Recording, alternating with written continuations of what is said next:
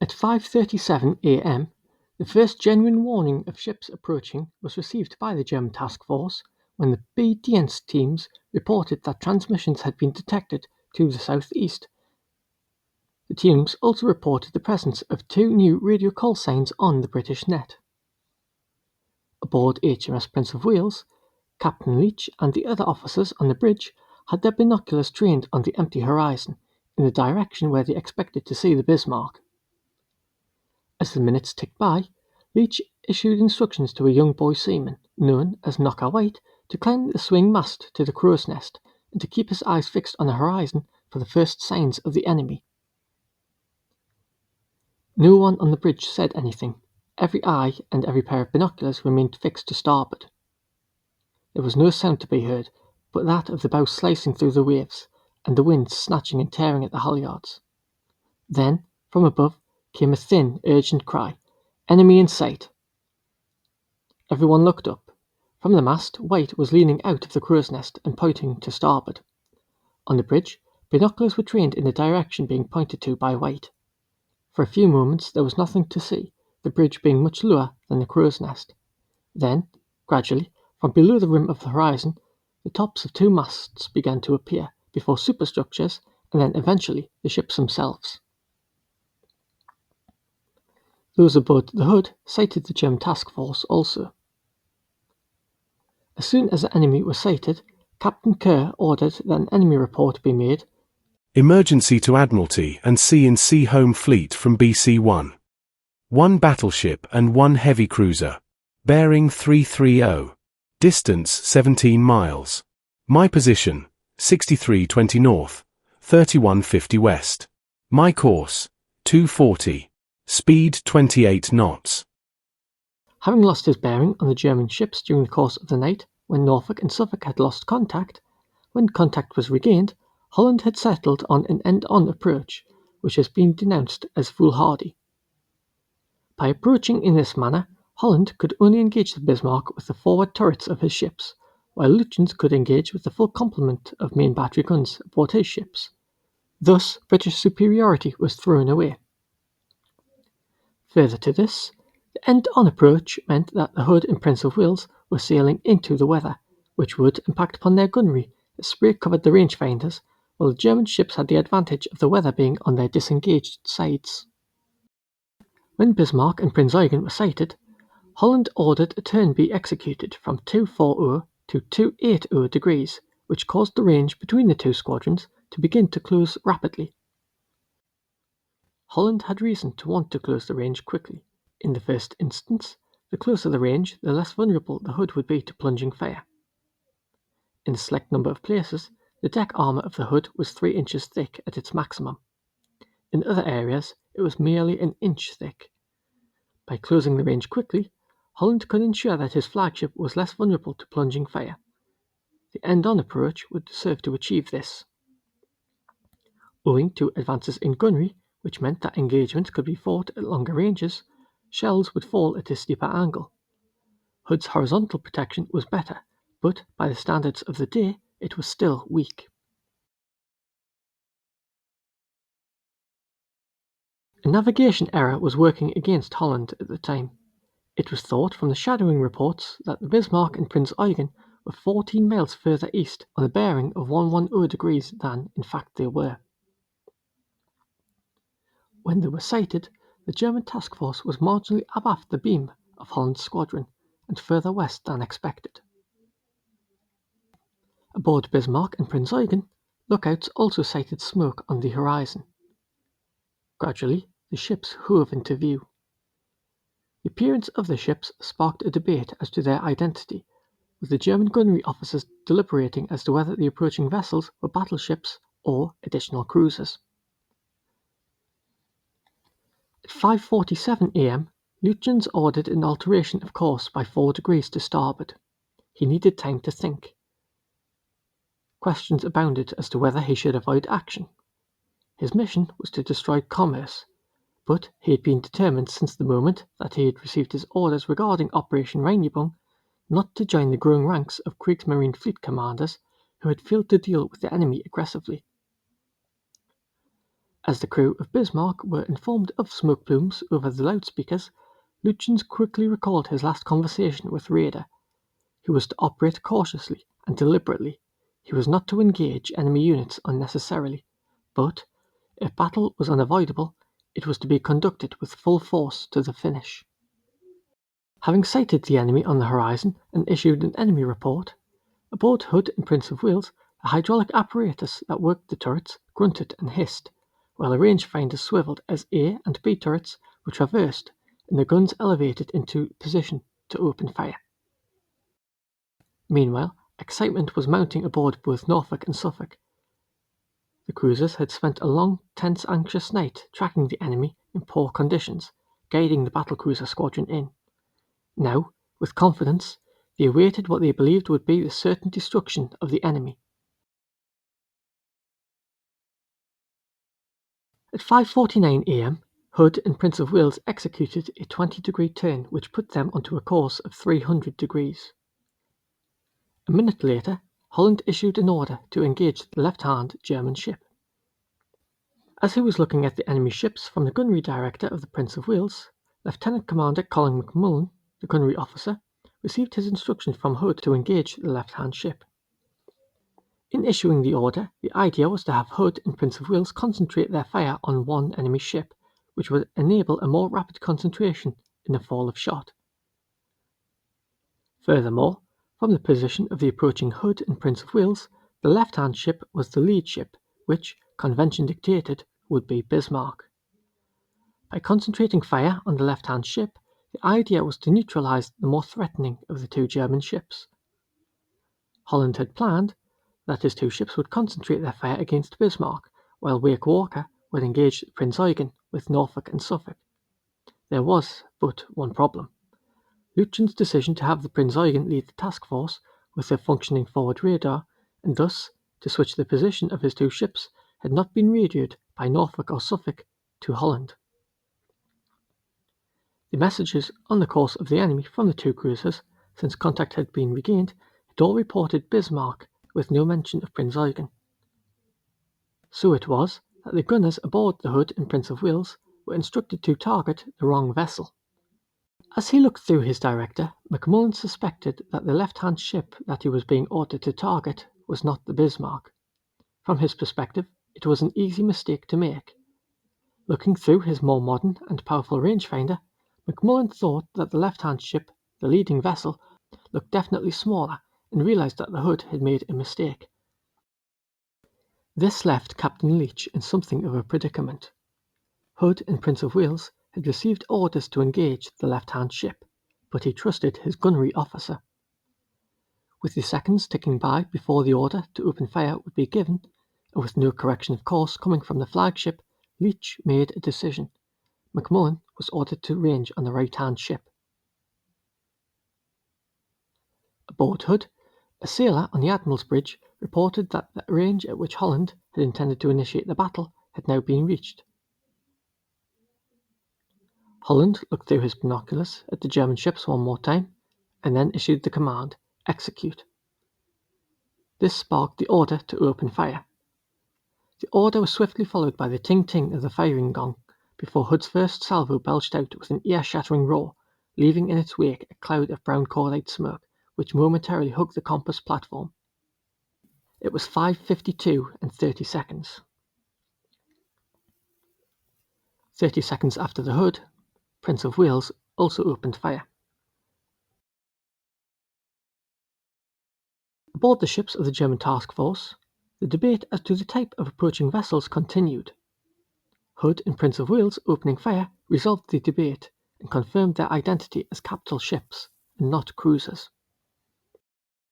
35 seconds after her first salvo had been fired, the Hood, and, in the case of the Prince of Wales, 15 seconds after her first salvo had been fired, before the shells of those first salvos had splashed down, The two ships fired their second salvos, which screamed through the air towards Bismarck and Prinz Eugen. The gunners aboard Prince of Wales fired their salvos in groups of 2 in an effort to avoid having to wait for the fall of shot from the first salvo in the group before firing the next. One gun in A turret of the Prince of Wales had developed a major defect in the rammer in the working chamber and could only be fired once, with the result that, after her first salvo, the ship was left with 5 guns in action and, at best, was left with 9 guns operational in total. The issue with the rammer was known before the engagement began. Any attempt to repair the rammer would have been a major undertaking that would have prevented the firing of the other 3 guns in the turret at the crucial moment now at hand. The first salvo from Hood landed near Prinz Eugen, throwing up towering geysers of water, but did not hit the heavy cruiser, while the opening salvo from Prince of Wales was observed to come down around 1,500 yards over and aft of Bismarck. This was down to incorrect estimates of the range to the targets during the initial sighting and due to a misjudgment in the speed and course of the German ships. The second salvo from Hood, like the first, missed Prinz Eugen, but did throw a few splinters and much water aboard the cruiser. The second salvo from Prince of Wales fell over Bismarck as the ship's gunners sought to attain the range by firing successive down ladders. 1 minute after opening fire, Prince of Wales fired her third salvo, which was followed 15 seconds later by her fourth. Salvos 3 and 4 were fired as a down ladder and fell over Bismarck. Meanwhile, Hood had fired her sixth salvo. Prince of Wales had now been identified sailing astern of Hood by those aboard Bismarck and Prinz Eugen. The Germans had identified the ship as belonging to the King George V class and, believing that Prince of Wales was still working up, assumed the ship to be Torvey's flagship, HMS King George V. As such, German records, namely the war diaries of the two ships, referred to Prince of Wales as King George. Having endured 2 minutes of British fire without response, Lindemann had finally had enough. Recognizing that something had to be done, he turned to Lütjens and declared, "I will not let my ship get shot from under my arse." After this exchange, permission was given to open fire. The first salvo from Bismarck belched out at 05:55. The first salvo from Bismarck was followed by that of the Prinz Eugen. Shortly after 05:56, the fifth salvo from Prince of Wales landed over the Bismarck, which was swiftly followed by the landing of the sixth, which straddled the German battleship, although no hits were observed. In fact, one shell from the sixth salvo struck the bow of the captain's launch, located on the port side aft of the funnel, creating a hole in the launch and sending splinters across the deck, which wounded 4 men. The shell continued its trajectory over the starboard side and into the sea, where it exploded on contact with the water. A splinter damaged the compressed air system of the aircraft catapult by puncturing one of the compressed air pipes. Aboard the battleship, the crew were unaware of the damage caused to the compressed air system. In this time, Prinz Eugen fired a further 3 salvos at Hood. Bismarck, meanwhile, fired her second salvo, which landed directly between the 2 British ships. This was followed by a third salvo, which appeared to straddle Hood. At 05:57, Hood was struck by a salvo of 8-inch armor-piercing shells from Prinz Eugen. The impact rocked the ship from end to end, knocking everyone on the compass platform from their feet. As he picked himself up, boy seaman Ted Briggs recalled, "My ears were ringing as if I had been in the striking chamber of Big Ben. I picked myself up, thinking I had made a complete fool of myself, but everyone else on the compass platform was also scrambling to his feet." A wild cacophony of cries of fire resounded through the voice pipes and telephones to the compass platform, which were punctured by loud explosions. On the boat deck, ready-use ammunition exploded. As the ready-use ammunition rocketed around the boat deck, Captain Kerr ordered that the 4-inch gun crews should take shelter, while the fire and damage control parties were ordered to keep away from the area until the ammunition had finished exploding. The same wind that was dousing the rangefinders of the Hood with spray now fanned the fire on the boat deck into a large conflagration that swept back over the roof of X turret, which pulsated with a lurid pinkish flame as the ready-use ammunition exploded.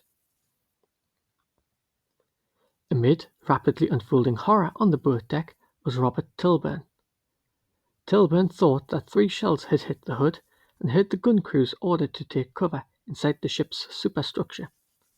As he proceeded towards the superstructure, Tilburn was stopped along with 2 other sailors by Petty Officer Edward Bishop, the gunner's mate, who ordered the 3 men to assist with putting out the fire by dousing the exploding ammunition.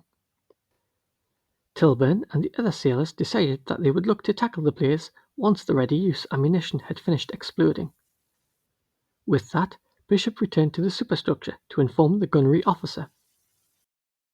No sooner had Bishop returned to the superstructure than a shell struck the recreation space in which the gunners were sheltering, which, according to Tilburn, killed everyone inside, approximately 200 men. Realizing that he could not leave Prince of Wales free to fire at will unchecked, at 5:58 Lutyens ordered Prinz Eugen to change targets to the second British ship. Following firing her 6th and last salvo at the Hood, the main battery of Prinz Eugen was retrained on the new target.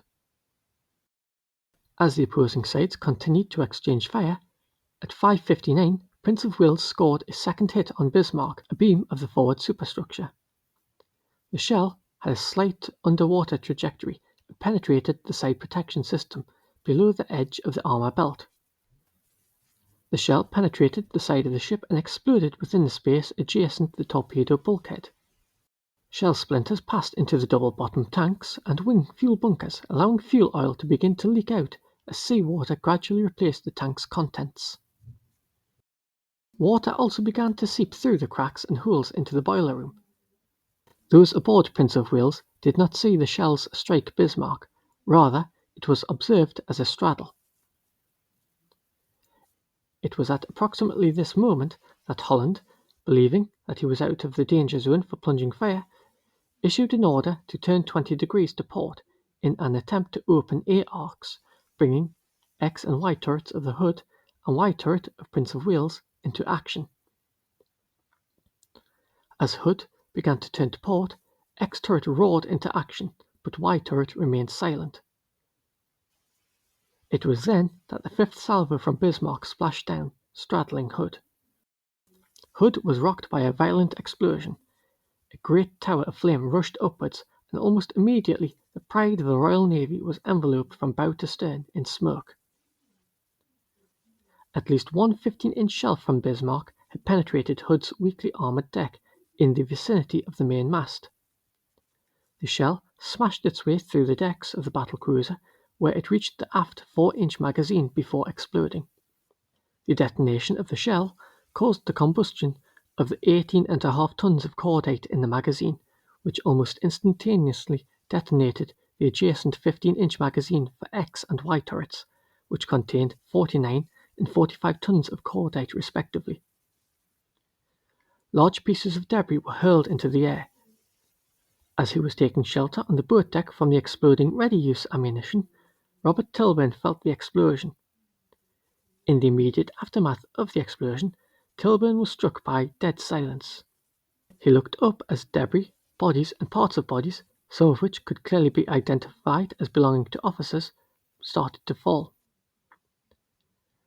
From the compass platform, William Dundas formed the impression that Bismarck had fired a shell through the ship's spotting top, which did not explode, but which caused carnage, accounting for the bodies that landed on the upper deck. The explosion had torn the ship in two. As Hood exploded, Prince of Wales found herself steering towards the rapidly sinking battlecruiser. Captain Leach ordered a violent change of course to starboard to avoid the sinking wreckage. In his director, McMullen knew nothing of Hood's explosion and sinking, save that all of a sudden the whole inside of the spotting top was like a sudden sunset. The violent change of course disrupted the gunnery of Prince of Wales and would make it easier for the Germans to target her. 8 minutes after opening fire against Bismarck and Prinz Eugen, HMS Hood, for so long the pride of the Royal Navy, had been torn apart by a violent and devastating explosion. Robert Tillman jumped overboard into the water. William Dundas kicked out a window on the compass platform, while Ted Briggs left via one of the doors to the position and jumped into the water. 3 minutes after the fifth salvo from the Bismarck had struck Hood, the last traces of the Royal Navy's most famous warship slipped beneath the waves, leaving nothing but a few patches of oil, a scattering of wreckage, and 3 survivors out of a crew of 1,418 men.